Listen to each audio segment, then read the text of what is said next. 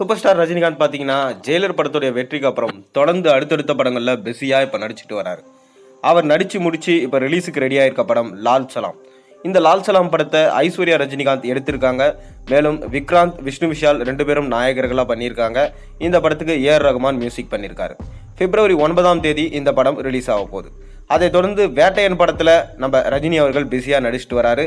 இந்த படத்தை டிஜிஐ ஞானவேல் அவர்கள் டைரக்ட் பண்ணிட்டு வராரு. நம்ம லைக்கா ப்ரொடக்ஷன்ஸ் தான் ப்ரொடக்ஷன் பண்ணுறாங்க. மேலும் அனிருத் மியூசிக் பண்ணுறாரு.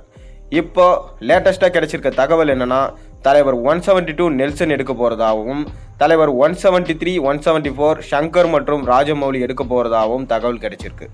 ராஜமௌலி ஏற்கனவே நம்ம ரஜினிகாந்துக்காக கதை எழுத போகிறதா சொல்லியிருந்தார். அதாவது பாகுபலி எடுத்து மிகப்பெரிய புகழ் உச்சத்துக்கு போனவர் தான் நம்ம ராஜமௌலி. அவர் பார்த்தீங்கன்னா தெலுங்கில் மட்டும்தான் ஸ்டார்டிங்கில் படம் எடுத்திருந்தார். அதுக்கப்புறம் பாகுபலின்ற படம் எடுத்ததுனால பேன் இண்டியா முழுக்க அவர் ரீச் ஆனார். கடைசியாக பார்த்தீங்கன்னா அவர் எடுத்த RRR படத்தில் நாட்டுக்குத்து பாடல் கூட பார்த்தீங்கன்னா ஆஸ்கார் அவார்டு வாங்கியிருந்துச்சு. அந்த அளவுக்கு பிரம்மாண்ட இயக்குனரோட நம்ம ரஜினிகாந்த் கூட்டணி வைக்க போகிறாரு. ஏற்கனவே பார்த்தீங்கன்னா முத்து படம், மேலும் எஜமான் படம், இந்த மாதிரி படங்களை ராஜமௌலி எனக்கு பிடிக்கும் அப்படின்னு சொல்லிட்டு அவர் சொல்லியிருந்தார். அப்போத்துலேருந்தே பார்த்தீங்கன்னா ராஜமௌலி ஒரு ஃபேண்டசி கதையில் நம்ம ரஜினி நடிக்க வைக்கலான்னு சொல்லிட்டு முடிவு பண்ணியிருந்தார்.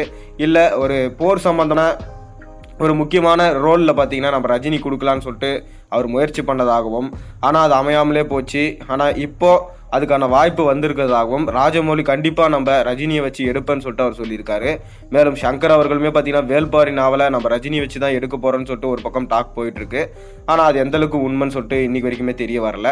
அப்படி இருக்கதான் ராஜமௌலி பார்த்தீங்கன்னா இந்த படத்தை நம்ம ரஜினியை வச்சு எடுக்க போகிறதாகவும், அது மட்டும் இல்லாமல் பார்த்தீங்கன்னா ரஜினியை வச்சு எடுக்க போகிற கதை போர் சம்பந்தமான பின்னணி கொண்ட கதையாக இருக்கும்னு சொல்லிட்டு அவர் சொல்லியிருக்காரு.